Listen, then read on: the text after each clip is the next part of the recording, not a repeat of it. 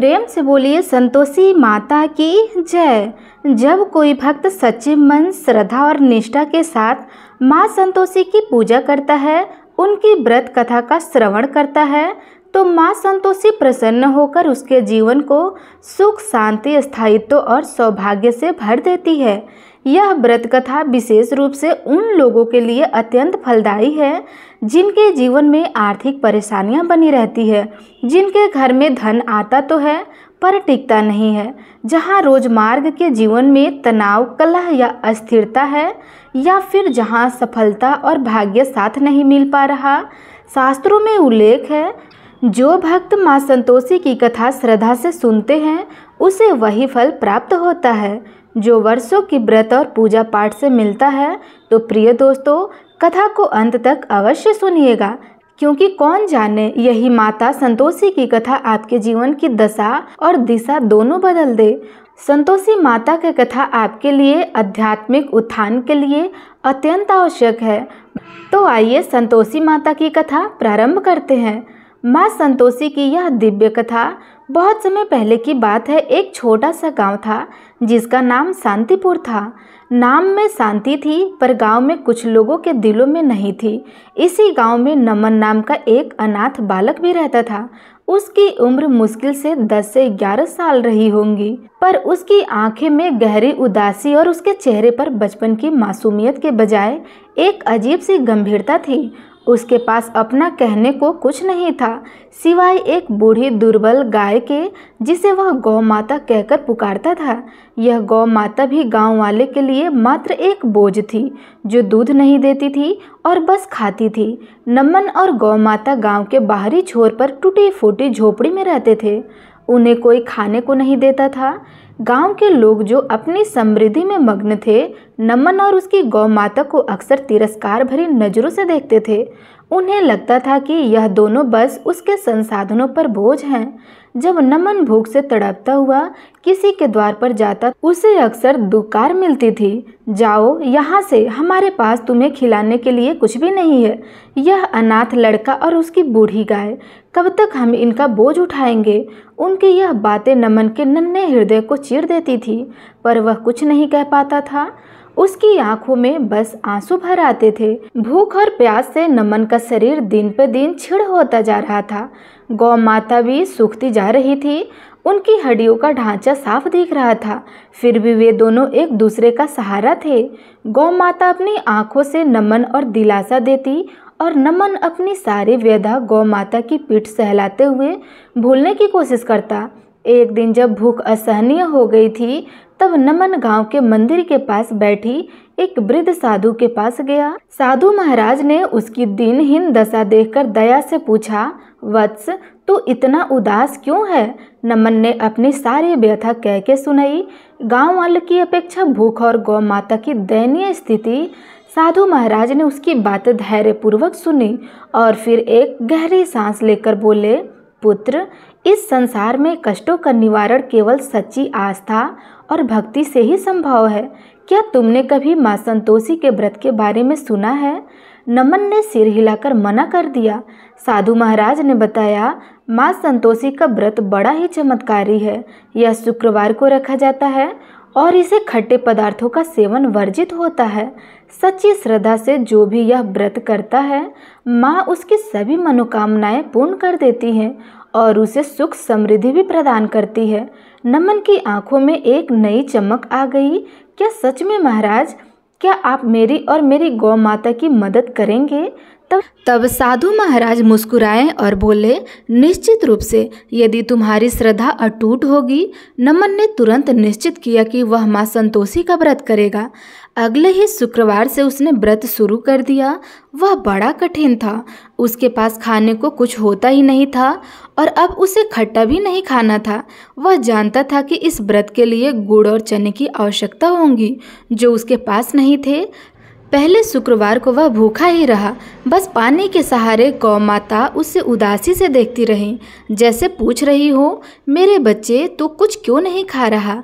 नमन ने उसे सहलाकर समझाया, गौ माता, मैं माँ संतोषी का व्रत कर रहा हूँ, वह हमारी मदद अवश्य करेंगी, देखना। नमन की यह अटूट श्रद्धा देखकर गौ माता का हृदय भी द्रवित हो उठा।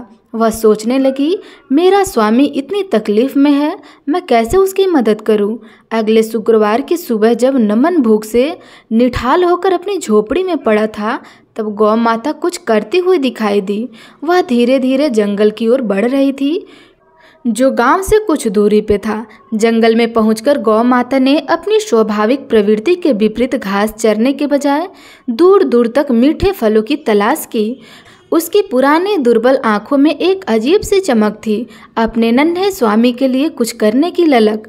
कुछ देर बाद गांव वाले और नमन हैरान रह गए कि गौ माता अपनी पीठ पर कुछ मीठे रसीले फल लिए हुए वापस आ रही हैं।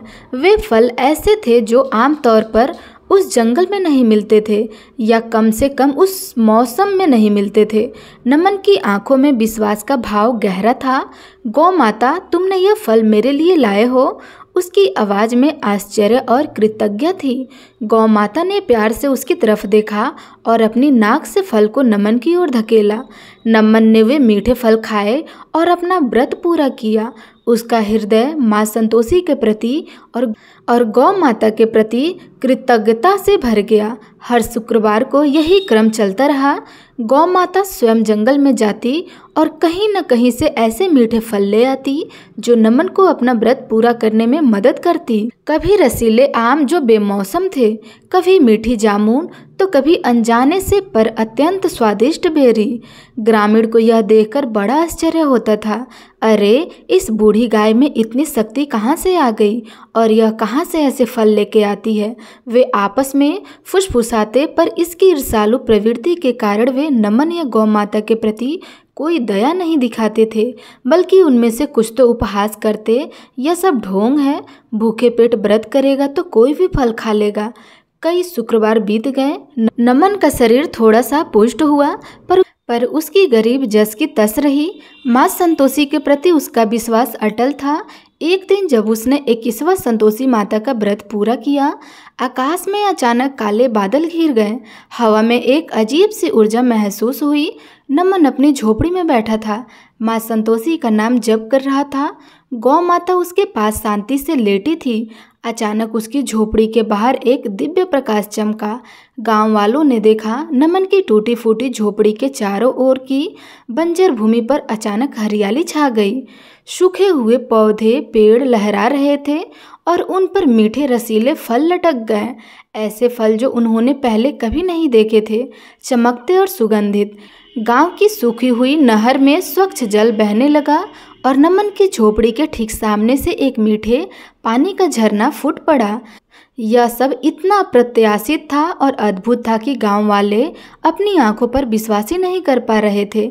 एक गांव वाला चिल्लाया, देखो यह क्या हो रहा है, यह तो चमत्कार है। दूसरा बोला, यह उस अनाथ लड़के की वजह से है।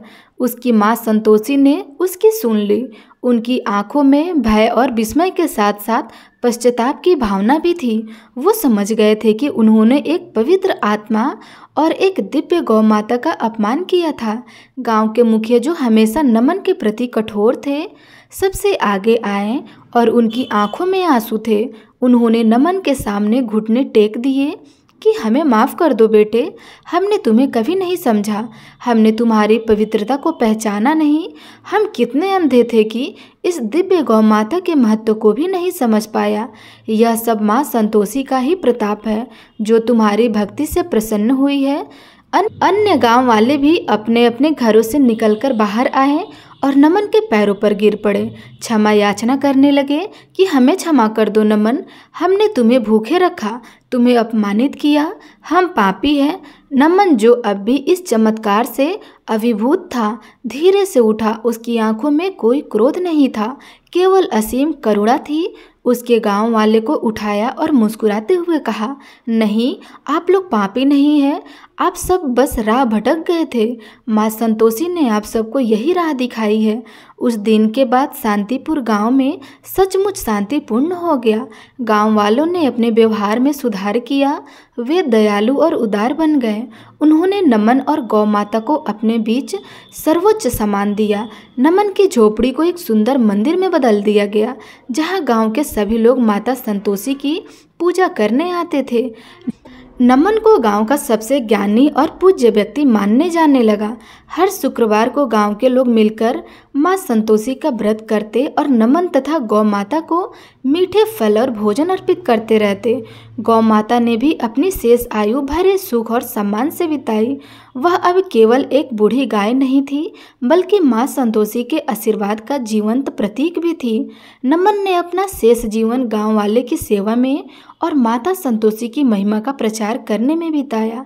यह कहानी आज भी शांतिपुर गांव की लोक कथाओं में सुनी जाती है, जो हमें यह याद दिलाती है कि सच्ची भक्ति, अटूट विश्वास और निस्वार्थ प्रेम कभी व्यर्थ नहीं जाता।